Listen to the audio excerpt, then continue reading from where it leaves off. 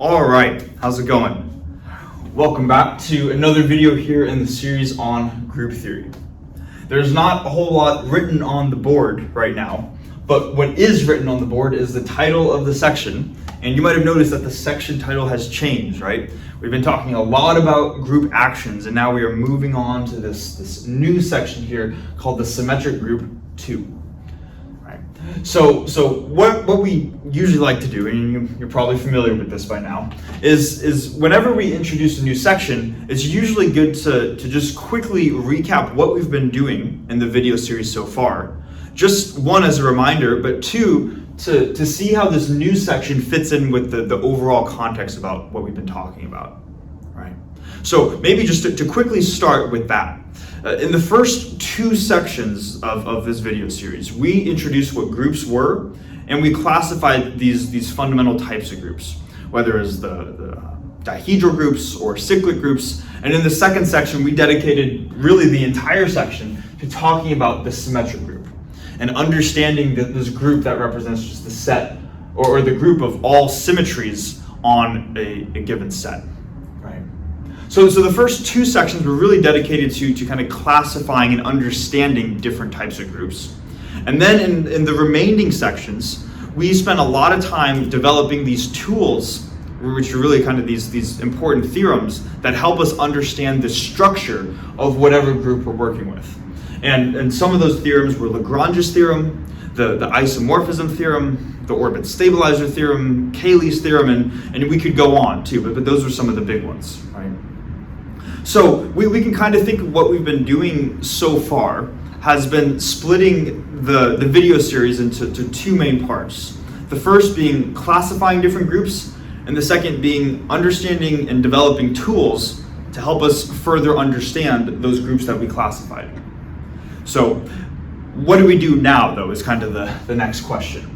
And really, I shouldn't say just the next question. It's almost like there are two main questions that will naturally arise that I want to answer before we get into anything.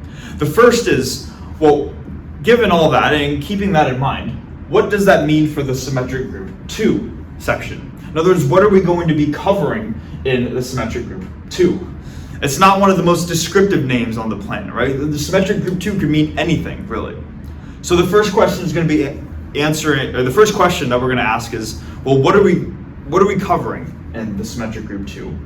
And the second question is, why are we covering what we're covering? And I almost think the why question is more important than the content itself, because it's really important to understand the reason behind why we're doing what we're doing. Okay. So let's go through answering those questions. First question, what are we covering in the Symmetric Group? Well, if you have the idea that there are these two main types of videos that we've been making up until this point, we're going to essentially combine those ideas together.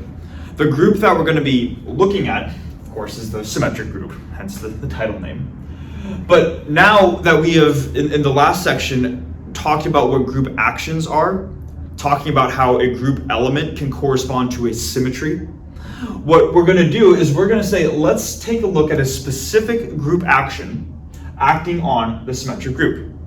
And it's one of the common ones, it's one of the important ones that we talked about. We're going to be talking all about the conjugate action. And specifically, I guess to answer the first question as to what we are doing in this section, we are going to be looking at the conjugacy classes of the symmetric group. Okay? So that is quite literally the content of it. Now, we might say, okay, but why? It's almost like the second question just naturally arises. Like, that seems like such a specific thing, right? To be talking about the orbits of one specific group action in relation to one specific group, S sub n, right?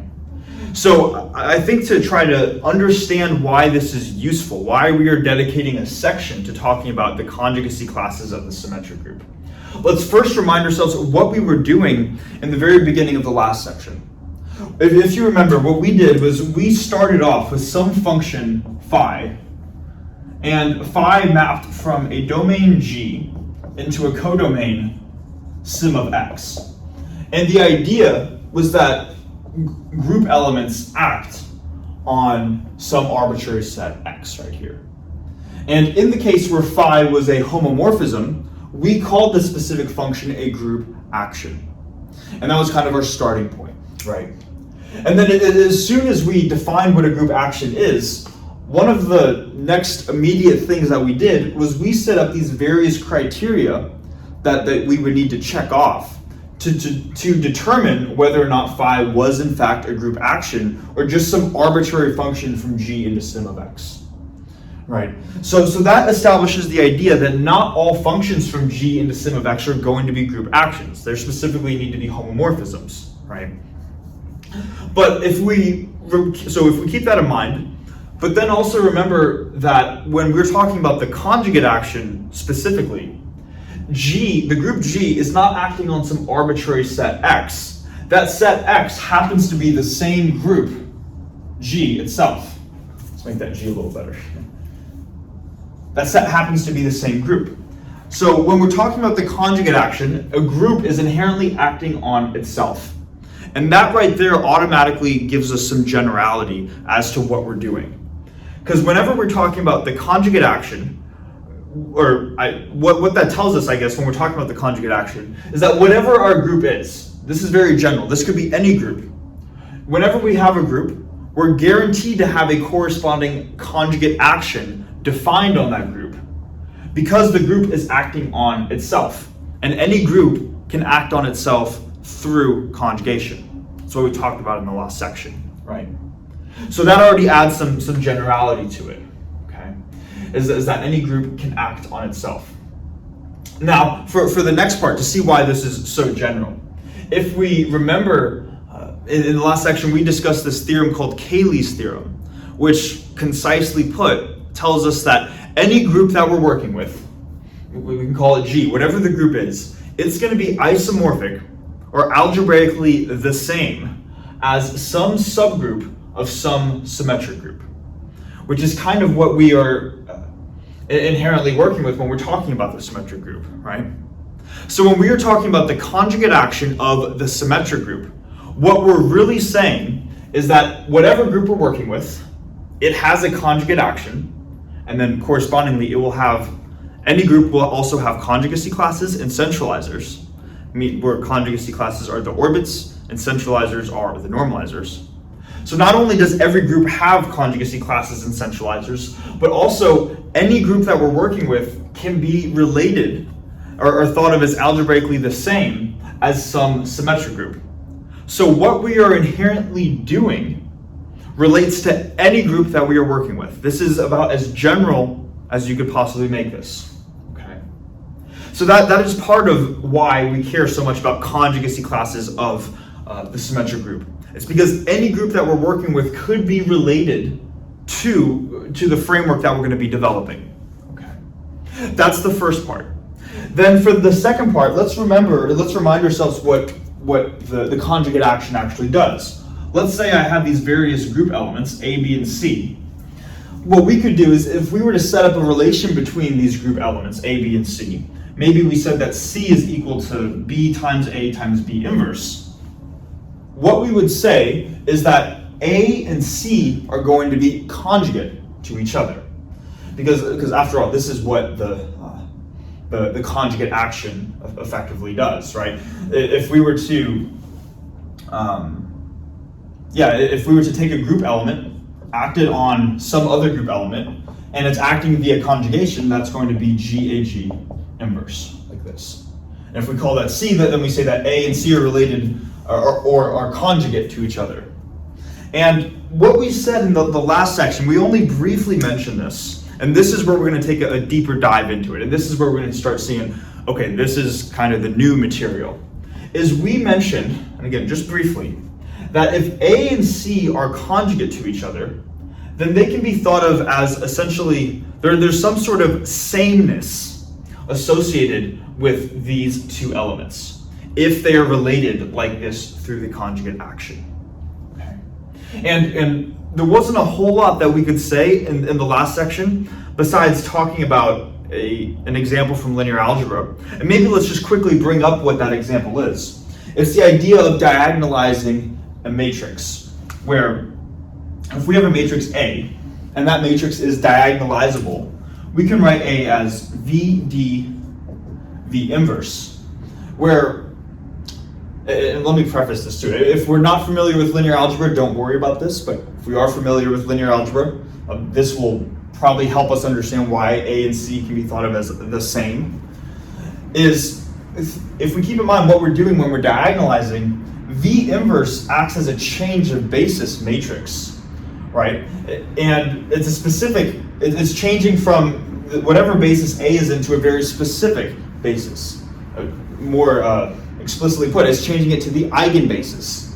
And in the eigenbasis, A can be represented by some diagonal matrix D. So we can, when we talk about diagonalizing a matrix, A and D can essentially be thought of as the same transformation, but just written in different bases. One is in some arbitrary basis, where D is specifically in the eigenbasis of A, right? And it just so happens that the eigenbasis is very nice to work with, right? But in that sense, we already see an example, and the structure looks identical, right? Where we have these two quantities that have some sense of sameness associated with them. We're just generalizing what we've seen in linear algebra to this more general idea of sameness in group theory with this relation right here. So not only does everything that we're talking about in this section apply to any group that we're working with, but we're going to be able to say that whatever group we're working with, we can determine what two elements have some sense of sameness associated with them. And being able to say which elements have some sort of similarity between them is incredibly useful for understanding the structure of a group. And since we can do that with any group, via this looking at the conjugacy classes of the symmetric group, that's why we're dedicating a section to doing so. I hope that makes sense. And I know that we haven't actually done anything yet, but I think that this section might be a little bit confusing if we don't understand the motivation behind why we're doing what we're doing. Now, with that being said, that we answered the what are we doing and then the why are we doing this, let's finally get into some new material. And to actually talk about classifying various conjugacy classes of the symmetric group and determining how elements can be thought of as more or less the same. So in order to do that, we're going to start with this opening sort of, I guess, lemma or proposition or whatever they want to call it. I'm going to write out what that is and then we're going to go through proving that.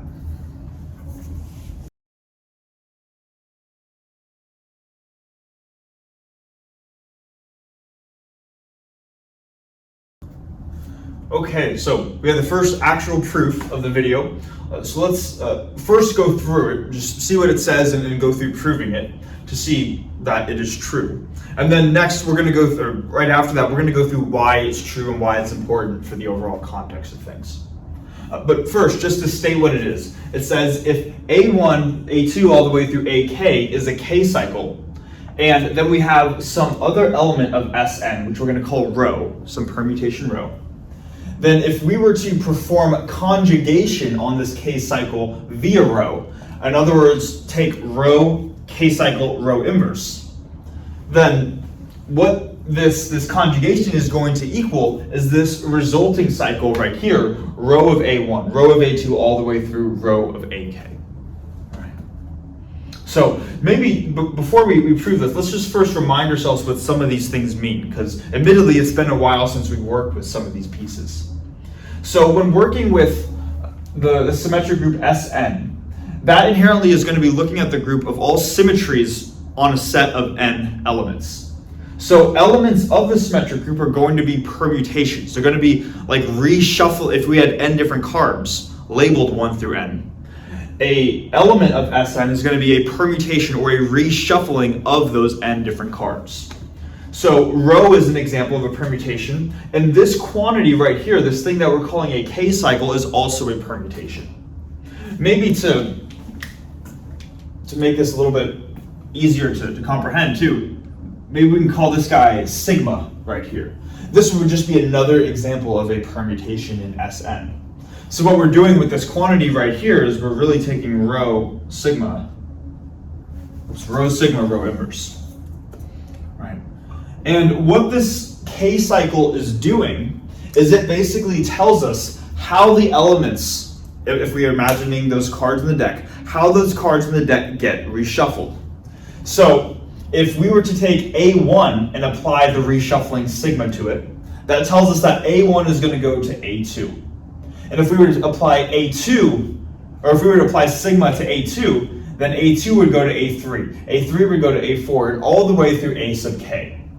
And the reason why they call this a k cycle is because once we get to the kth element, A sub k, we cycle back to that beginning element that we started with.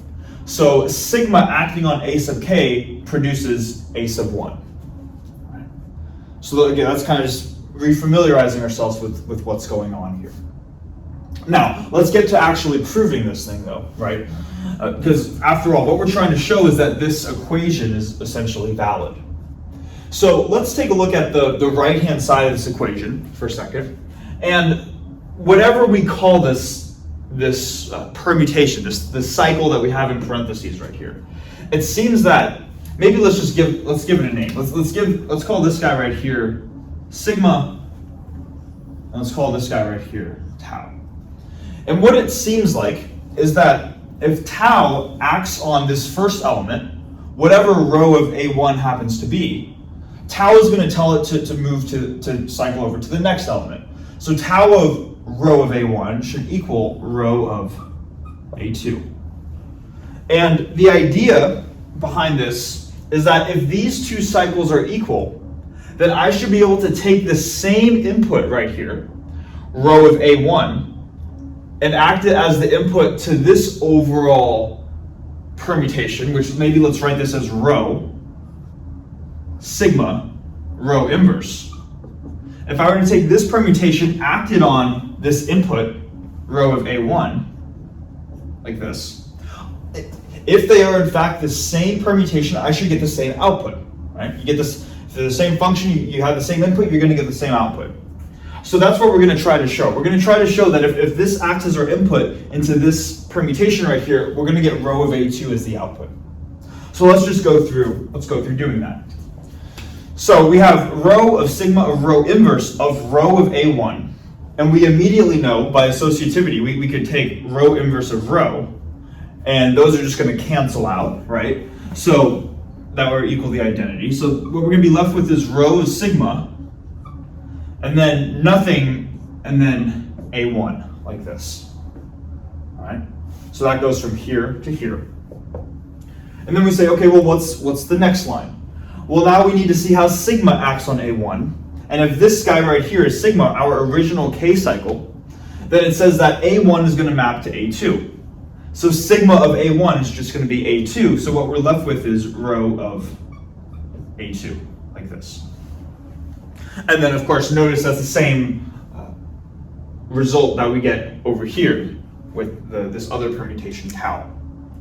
Now, I guess just the final step is that we started this with kind of this arbitrary first element in this cycle for tau. We started with the rho of A1 element, but we could have started with rho of A sub anything, and this exact same logic would hold.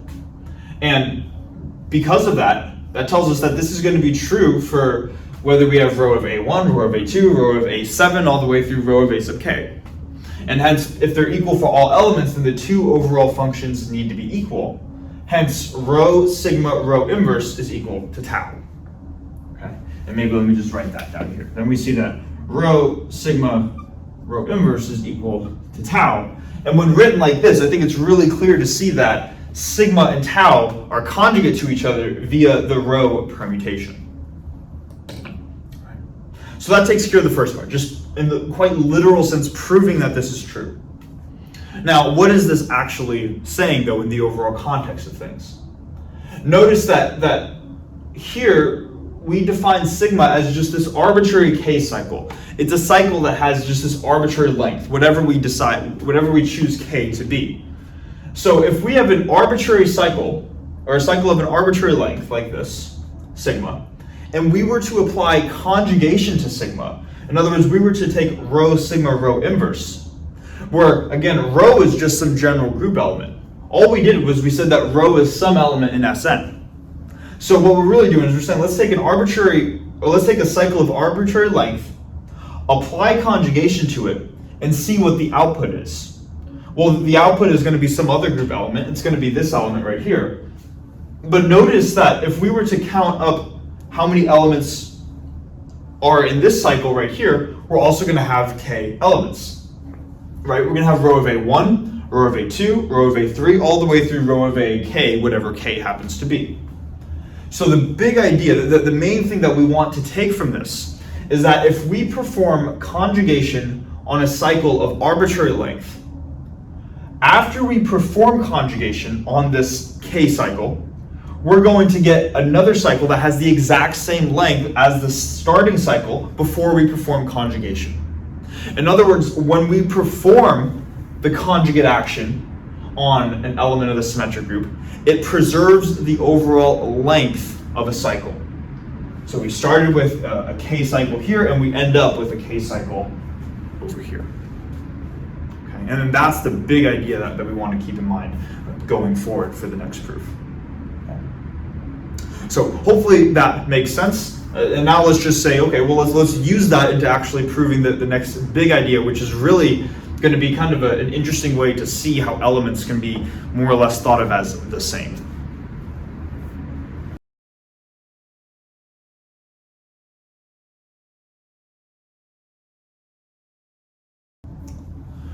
Okay, so now kind of for the big claim, at least of this video right here. And let's go through it together. It says that two elements in Sn are going to be conjugate if and only if they have the same cycle type. Okay. So kind of like last time with the last whiteboard, I want to first just prove the statement so we see that it's correct.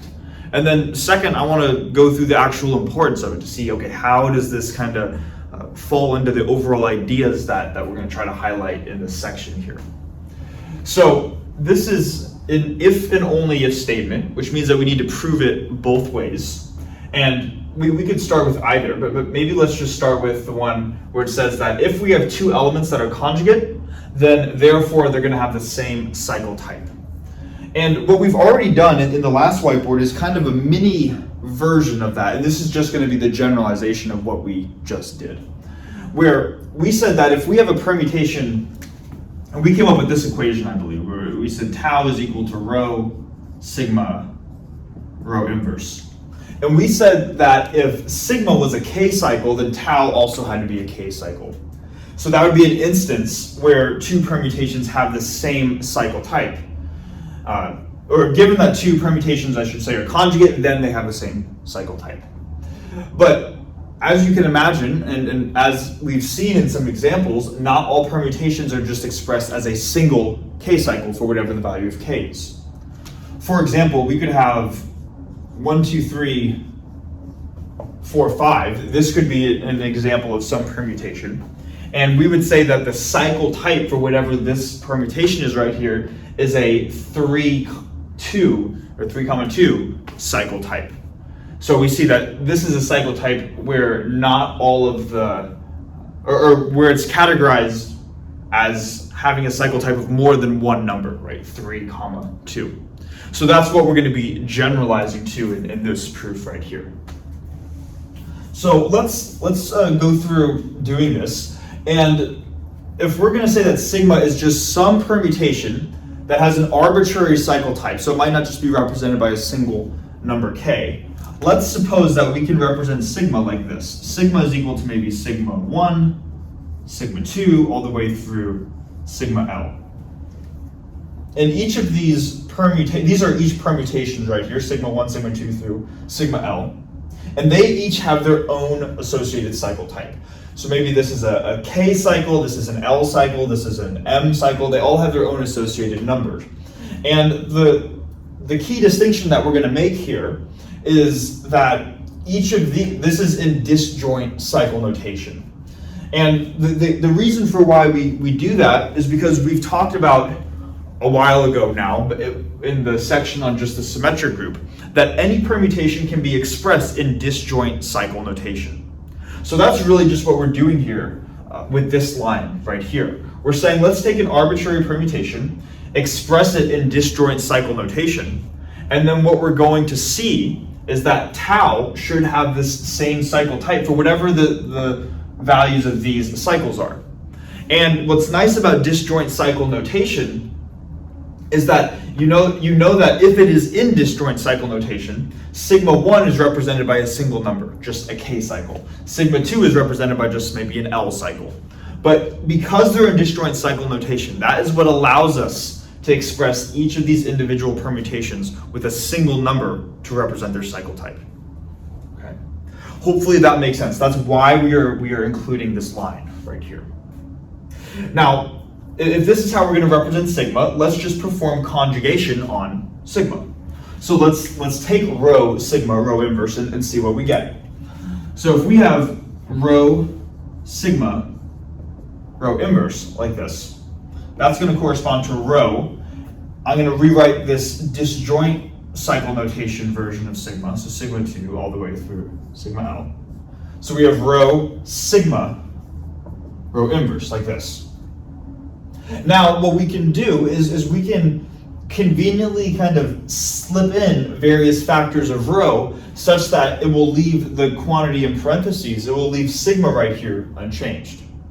And here's how we're going to do that. In between any two adjacent sigmas, so in between sigma 1 and sigma 2, and between sigma 2 and sigma 3, and so on, what we can do is we can slip in a factor of rho inverse rho. And here's how we're going to do that. We're going to start with rho on the outside, then we're going to have sigma 1, and then before we get to sigma 2, we're going to write rho inverse rho. These two would cancel each other out, giving us the identity, so it's essentially the same as if we did not have rho inverse rho in the first place. But this is going to get sandwiched in between sigma 1 and sigma 2.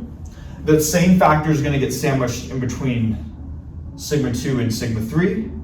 And so on, all the way until we get to rho inverse rho, to our last sigma value, sigma L, and then we have rho inverse over here. And hopefully we see what we're doing. We're just sandwiching values of rho inverse rho in between any two sigma 3.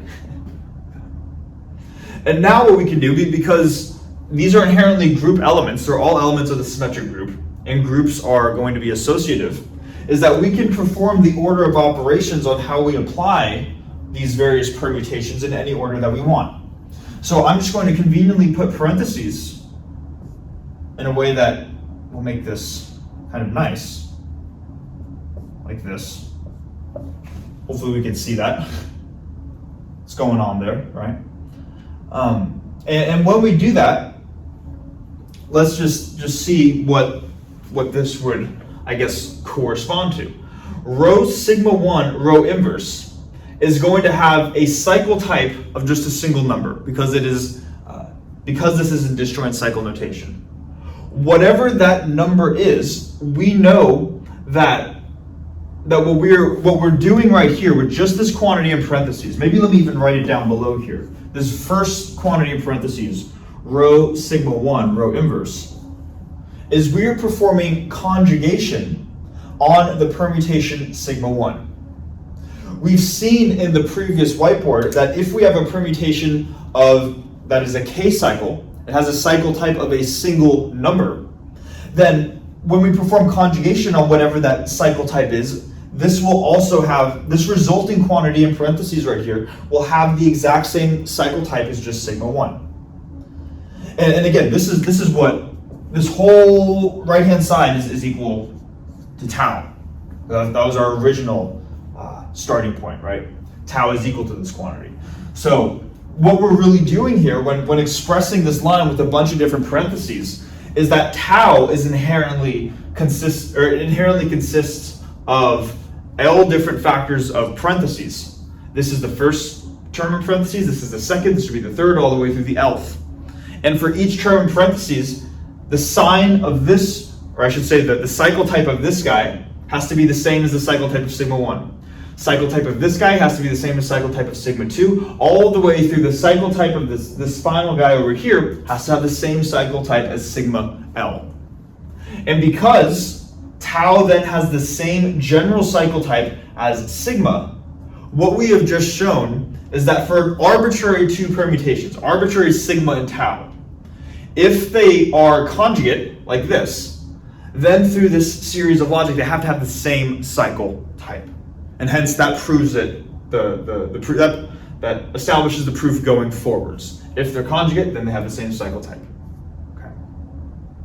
Hopefully that makes sense. Now we still have to prove this the other way though, right? We want to show that if, let's say we still have the same sigma and tau and they have the same cycle type, then we would like to show that they must be conjugate. And what Dexter does, which is kind of a nice, simple generalization, but just a simple way of showing this, and you could see how the logic would generalize, is let's suppose for a second that we have a permutation sigma, and we're going to try to show that sigma and tau have the same cycle type. So I have sigma and tau right here. And they're not the same permutation, they're different, but maybe sigma contains a k cycle, so maybe A1, A2, all the way through AK. And that's multiplied by an L cycle. So then we have AK plus 1, AK plus 2, all the way through AK plus L. So what we would do in this case is we would say that sigma, the cycle type of sigma is a K comma L cycle type.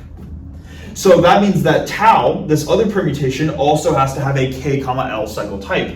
But because it's a different permutation, whatever these real numbers are right here, there might be different real numbers. So maybe I'll write B1, B2, all the way through B sub K to represent K, and then B, K plus 1, B, K plus 2, all the way through B, K plus L. Let's do that, and let's write K. Again, like that. So both permutations have a K comma L cycle type, and what we would like to show is that these have to be conjugate to each other. Okay. And the way that we can do this is, well, let me first say this. If we want to show that they're conjugate to each other, we want to show this sort of relation right here. We want to show that there's some permutation in Sn rho such that tau equals rho sigma rho inverse. And then it's just a matter of saying, okay, well, what does rho have to be in order for this equation to work? And how can we always define rho such that for any two permutations, this is going to be valid right here? And here's the key.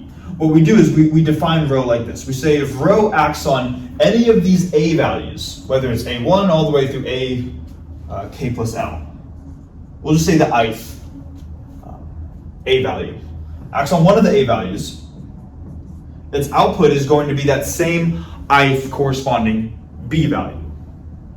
And when we write our permutation rho like this, we'll see that if we plug this in through a similar set of logical steps that we did previously, we're going to get this relation right here.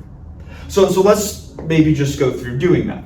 Let's suppose, let's start with the left-hand side right here, and this will help us show that they're equal. Let's say that tau, this is a permutation and it acts on the element b sub I. Whatever b sub I happens to be. And then we ask ourselves, okay, if tau acts on b sub I, what is the output going to be? Well, if I is 1, b sub 1 goes to b sub 2. B sub 2 goes to b sub 3. And this process would continue. So in the general case, we're going to have that tau of b sub I is going to go to b sub I plus 1.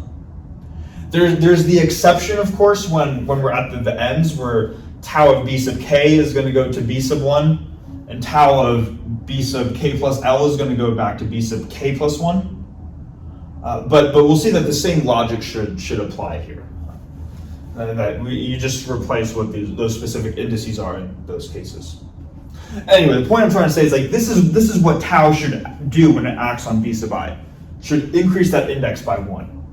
So now let's just take this quantity and say, okay, well, if tau is in fact equal to rho sigma rho inverse, then if I have rho sigma rho inverse acting on b sub I, what am I going to get? I should, in theory, get b sub I plus 1, right? So let's see how that works. Well, conveniently, we know that we define rho like this, where b sub I is equal to rho of a sub I. So I'm just going to replace this by saying we still have our starting permutation, rho sigma rho inverse. Rather than B sub I though, let's just write rho of A sub I. And now we start to see kind of the similarities, right? We have a factor of rho inverse rho right here, so those cancel. That leaves us with rho sigma of A sub I. And then what does sigma do to A sub I? Well, whatever the input is for A sub I, it's going to increase the index of the A value by 1. So when sigma, this top permutation, acts on any of the A's, sigma of A sub I should just be A sub I plus 1. So what we end up getting is rho of A sub I plus 1. And then based off of how rho was originally defined right here, when rho acts on any A value, that prints out the corresponding B value with that same index. So rho of A sub I plus 1 should give us B sub I plus 1 like this. And notice that's the exact same value that we get when tau acts on B sub I. So when tau acts on B sub I, we get B sub I plus 1. A couple more steps involved for rho sigma rho inverse, but we still get that the output is B sub I plus 1. And therefore this relationship tau equals rho sigma rho inverse is true. And what we've just shown is that if we have two permutations with the same cycle type, what we could end up doing is coming up with another permutation rho in order to make them conjugate to each other. Now, I guess real quickly, both of these permutations had a type K, L cycle, but you can imagine that if these are in disjoint cycle notation, this could generalize to maybe a K cycle, an L cycle, an M cycle, an N cycle. You could keep on adding more disjoint cycles, and that would not affect any of the logical steps in between here. We didn't write that out, but you could hopefully see how that could generalize, right? So that's why we're starting with a K, L cycle type, but really you could have any cycle type, and that's what they're trying to show right here, at least. So hopefully this makes sense, and that answers the first, I guess, overall part of this, just showing that another way of saying that elements are conjugate in SN, two permutations are conjugate, another way of saying that is that they have the same cycle type. Now let's just take a step back, assuming all of this makes sense, and really try to understand the big implications of what's going on, right? So first of all, we've said up until this point that when two elements are conjugate, they have some sense of sameness, but all we could really do is point to a specific example in linear algebra, or just kind of hand-wavingly say, well, they're kind of the same. But we never answered the question, what does it really mean for them to be the same? And this is the explicit answer right here. Two elements in SN are going to be conjugate if they have the same cycle type.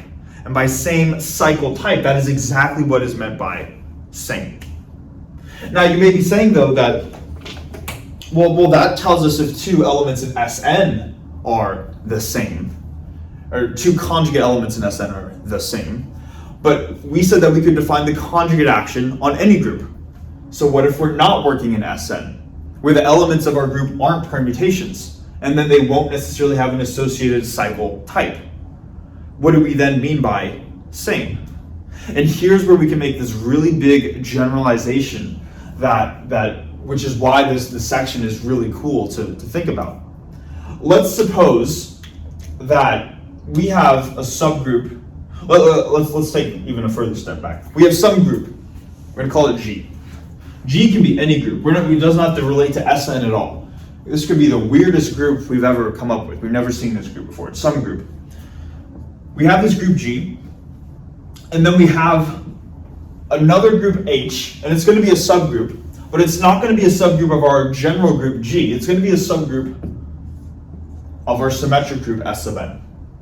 And so that means it could be S sub n by itself, or it can be just some subgroup of S sub n.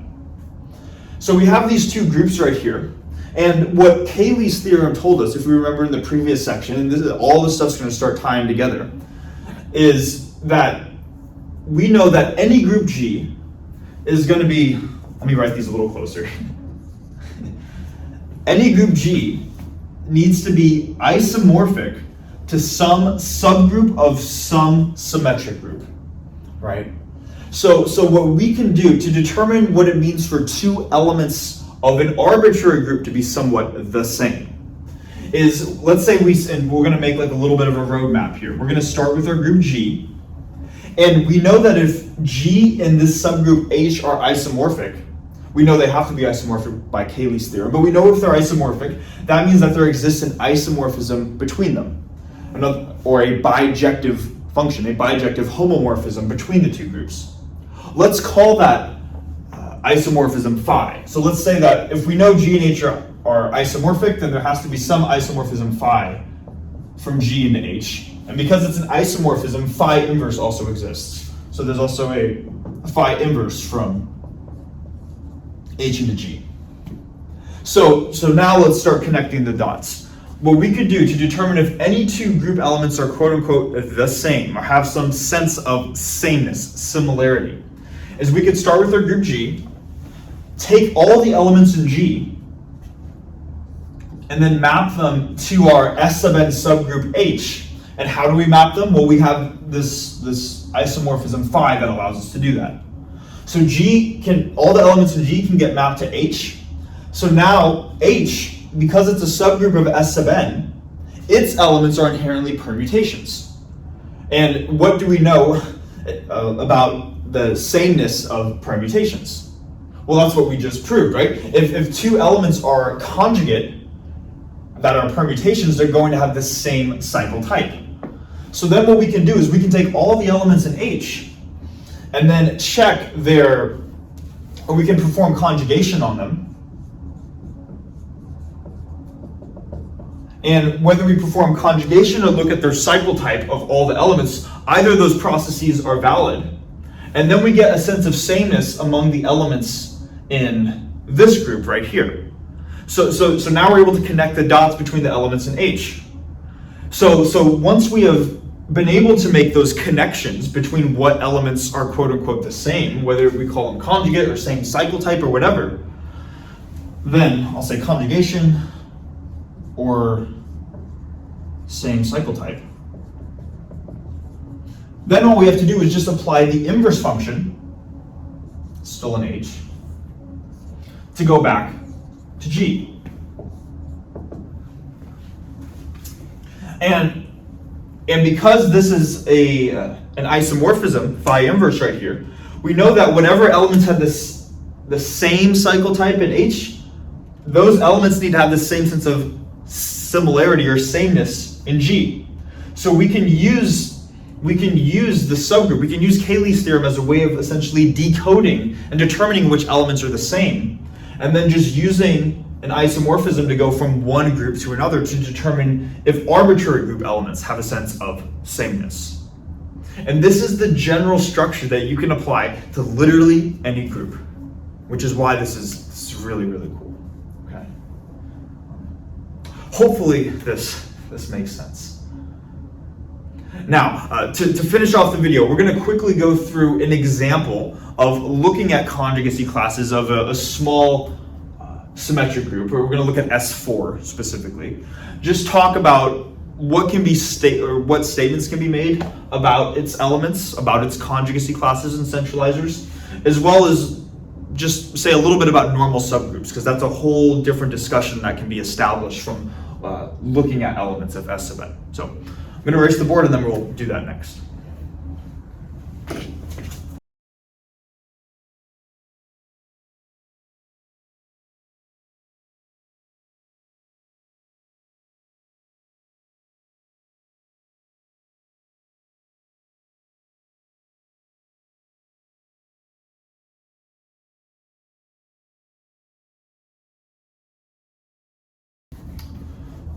Okay, now to finish out the video, we're going to look at an example of conjugacy classes in S4. So it's a relatively small value of n. And not just looking at the chart just to take stuff in, but also to see how we can construct normal subgroups by looking at conjugacy classes. Okay. So I think the first thing here is if we look in this first column, we are arranging the various elements of S4 by their cycle type. And there are 5 different cycle types because there are 5 different ways that you could add up numbers uniquely to get to 4. You notice 1 plus 1 plus 1 plus 1, and then 2 plus 1 plus 1, 2 plus 2, 3 plus 1, and 4 by itself. They all add up to 4. After all, this is how many ways we can permute a set with 4 elements on it. So these would be the 5 different cycle types. And then this next column right here shows an example of what elements with these cycle types looks like. And hopefully it kind of makes sense, right? Where something that is 4 singleton states, basically 1 maps to 1, 2 maps to 2, 3 maps to 3, 4 maps to 4. That's the map that does nothing. That's the identity element. And then maybe just to go through a specific example right here, this would be a permutation in S4, and it is a product of 2 cycles. The first one swaps 1 and 2, and the second swaps 3 and 4. There are 2 elements in here, so that would be 2, and then 3 elements in here, which would be 2 for a 2, 2 cycle. Then maybe actually just to go through one more, a 3, 1 cycle would be a cycle that looks like this. It would have 1, 2, 3, meaning a 3 cycle, and then there's an implied 4 cycle that we don't usually write to have that cycle type. Anyways, this is just showing that you can have these are examples of different elements with these cycle types right here. Now, moving on to the next column, and where things I think start to get interesting, is we're going to look at the size of the conjugacy class of some element A, where A happens to have these specific cycle types right here. And I'm just going to go through one example for the 2, 2 cycle type, and then I think we'll get the idea from there. So let's suppose that we're taking the conjugacy class of some element with this cycle type, and this is an example right here. So what we're doing is, let me write this down here. We're going to take the conjugacy class of this element, 1, 2, 3, 4. And if we remember, the conjugacy class is just the orbit of the conjugate action. So in other words, what other permutations could we reach if we multiply some permutation row on the left and row inverse on the right? In other words, if we were to just come up with any permutation in S4 row, then we have 1, 2, 3, 4 row inverse. What possible permutations could we come up with?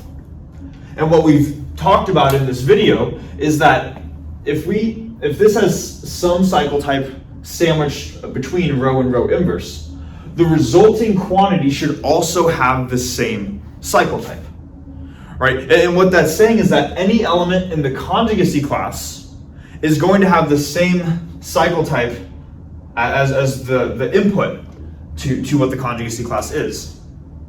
I feel like I'm making that more confusing than it needs to be. Basically, if we're taking the conjugacy class of a 2, 2 cycle, the output is just going to be the set of all elements that have this same cycle type. So that's going to be, one possibility is 1, 2, 3, 4. Another possibility is 1, 3, 2, 4. And then a third possibility is 1, 4, 2, 3.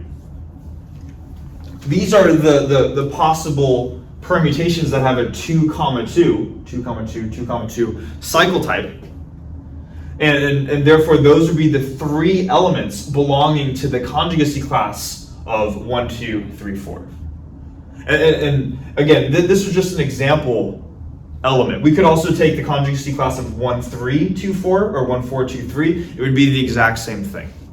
It's just all the conjugacy class when working with Sn is just all possible elements that have the same cycle type. Hence how we're getting each of the numbers in this column. Then moving on to the centralizer, hopefully we're familiar with the orbit stabilizer theorem, which says that the size of the group, which in this case is 4 factorial or 24, needs to equal the size of the orbit, which is this guy, times the size of the stabilizer, or in this case, the centralizer. So the idea is that 24 needs to equal the product of these 2 columns. So 1 times 24, 6 times 4, 3 times 8, 8 times 3, 6 times 4. All of that needs to equal 24 because of the orbit stabilizer theorem. And then finally, moving on to the sign, there are just signs associated with each of these permutations. In other words, if you were to write a given permutation in terms of 2 cycles, how many 2 cycles would you need to express that permutation? This is 1 2 cycle, or an odd number, hence the sign is odd. This is 2 2 cycles, or an even number, hence the sign is even. So that's how you can fill out this chart, but I'm not just interested in filling out charts. I want to talk about how we could come up with normal subgroups for a given group Sn, or in this case S4 right here. And we came up with an interesting claim, I think it was a couple videos ago now, which was to state that normal subgroups, and let me even write this real quick. Normal subgroups, probably should have written this in the thing, are unions of conjugacy classes. Are unions of conjugacy classes. Okay. So keeping that in mind, we can come up with possible normal subgroups just based off this alone, and we can do it in a relatively quick fashion, much quicker than trying to go through the actual definition of a normal subgroup. First, we know that any subgroup needs to divide the order of the group. That's what Lagrange's theorem tells us. So whatever the possible subgroup is, it needs to be a factor of 24. So if I were to just write out all possible factors of 24 here, I would have 1, 2, 3, 4, 6, 8, 12, and 24. And these are going to be my possible candidates for the sizes of a given normal subgroup. Now, we know that any group has 2 trivial normal subgroups. The first is just the identity element, and that would be the subgroup of size 1. So we kind of cross that off the list. We know that exists. The other normal subgroup that we know exists is the overall group itself. We know that any group G is a normal subgroup of itself.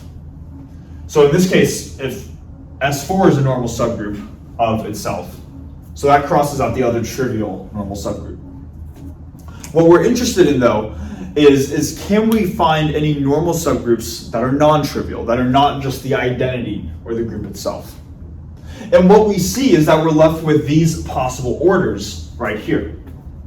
Now, let's start to connect the dots. I don't think we've done this yet in this video series, so this will be interesting. First, but as we're connecting the dots, I want to make a point that when looking at these different cycle types, or elements with different cycle types, ask yourself, does it make sense that a given element in S4, a given permutation, a given reshuffling, can only have one cycle type, one associated cycle type? In other words, if it has a 2, 2 cycle type, it cannot have a 3, 1 cycle type, and vice versa. What this is telling us is that whatever permutation we look at, it has to be in exactly one of these given categories. Hopefully that makes sense. If that makes sense, then when we start to think about unions of conjugacy classes, or in other words, unions of different cycle types, then we know that we're not going to be double counting elements as we're adding up different cycle types. If there are 6 elements in the 2, 1, cycle type, and we would add 3 more, we know that an element can't belong to both of these. So the union of these 6 elements plus these 3 elements would just be 9 elements. And that's nice too, because each of these categories are disjoint. When we take their union, all we're doing is we're just adding up how many elements are in each of the cycle types. There's no overlapping elements that we need to avoid double counting.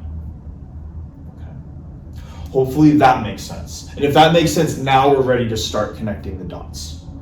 So really what we're trying to do is we're trying to say, how can we add up these various numbers? And that's what we're doing when we're taking the unions of the conjugacy classes. How can we add up these various numbers to where we could possibly get these as our potential orders? And we can look at these and initially be perplexed by this, but if we just do a little bit of thinking about this, we'll see that it's actually not so bad. First of all, we know that any normal subgroup must contain the identity element. And the identity element is the only element that has this cycle type. So we know that when adding up possible numbers in this column, we know that when we're taking unions of conjugacy classes, we must have this element, the identity element, in our normal subgroup. Every normal subgroup has to have the identity element. So really what we're saying is which of these possible numbers, 2, 3, 4, 6, 8, 12, can we reach by taking sums of these numbers, but we have to use this one because the identity has to be in our normal subgroup. And immediately from there, we can start to cross off various possibilities. Let's look at the number 2. Is there any normal subgroup with index 2? Well, we know that a normal subgroup needs to be a union of conjugacy classes, or it needs to be a sum of their various sizes because they're disjoint. And how can we get 2 from any of these, but by adding up any of these numbers right here? We have 1, but the next we don't have 1 and then another number 1. We have 1 and then 3. So the next smallest one we could get to is 4. If we took this cycle type plus this cycle type right here. So because we can't reach 2 by adding up the numbers in this column, we know that there are no normal subgroups of order 2 immediately. And same thing with order 3. How can we add 3 out of these numbers? Or how can we get to a total of 3 by adding up these numbers? And you could say, oh, well, just take this, the 3 elements in the 2, 2 cycle type. Just take these 3 elements right here. But again, these 3 elements do not contain the identity. So we need to add the number 1 in our total sum. And there's no way that we could add 1 plus anything else and get to 3. So 3 gets crossed off the list. There's no normal subgroups in S4 of order 3. Let's move on to number 4 now. Can we add up any number? Can we add up these numbers in here such that we can get to 4? And the answer to that question is yes, actually. We could take this 1 plus this 3 and get to 4. And then we ask ourselves, okay, what subgroup does that correspond to? Well, we say, okay, the element here is the identity, and the elements in this conjugacy class are the 3 elements that we wrote out right here. So there is, if we were to combine those together, we would have these 3 elements.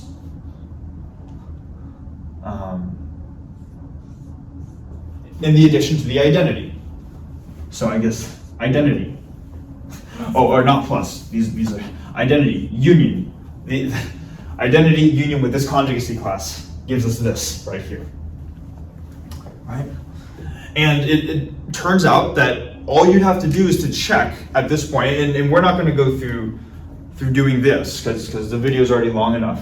But all you would need to do at this point is check that this is a subgroup. You can do that. It turns out that it is a subgroup. It's I'll leave that up to you. Show that it's a subgroup and try to determine what subgroup it's isomorphic to. But the idea is that you could check, see, is this a normal subgroup, right? Or sorry, is this a subgroup?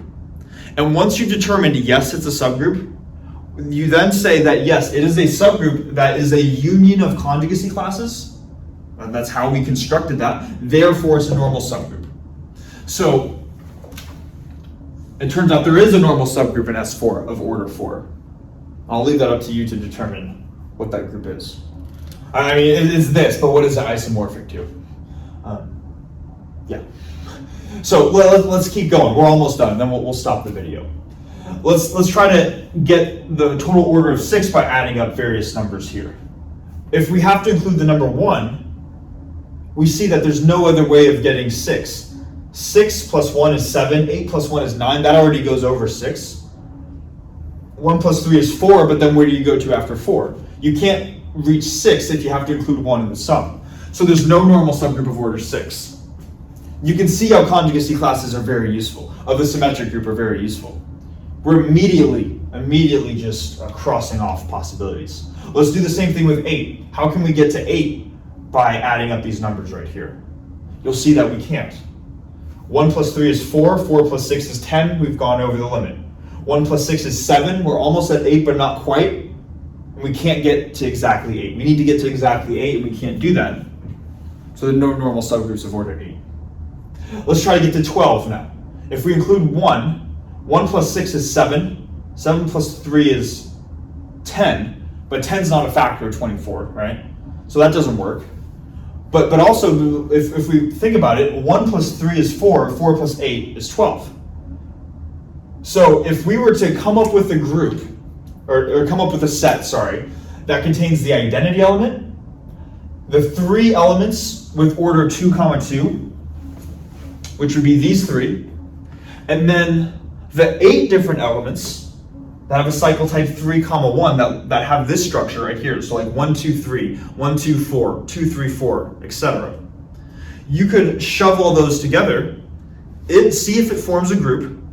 If it forms a group, and what we just did, show that it was a union of these 3 conjugacy classes, it would then be a normal subgroup. Turns out it is. Now, we're going to get into this in the next video, but I want you to try to make a guess as to what that normal subgroup could be, and I'll give you a hint. It has to do with the sign of the permutation. We haven't done so much with this column yet, but notice that with this supposed subgroup of order 12, we obtain that by taking the union of this guy, these elements, and these elements. What are the signs of each of these circled, conjugacy classes right here? Well, this sign's positive, this is positive, and this is positive. So let's ask ourselves, what group in S4, and then not just that, but the remaining ones that are not circled are negative. So it seems like we have come up with a potential group that contains the permutations that only have the even sign. Is there a name for that group? Turns out there is, and I don't want to spoil it because hopefully we're aware of what it is, but no, I'll do it anyway. It's the alternating group. It's the alternating group, right?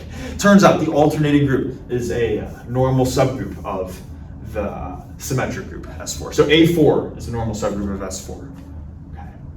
But this is the systematic way that we can use conjugacy classes to immediately look at normal subgroups. And then, of course, hopefully we know why we care about normal subgroups. They can be used to apply the isomorphism theorem, and there's so much structure that can be established from there. But this video, I'm sure, has gone on long enough. I've lost count on how long I've been recording. But yeah, thanks so much for watching, and I will see you guys in the next one.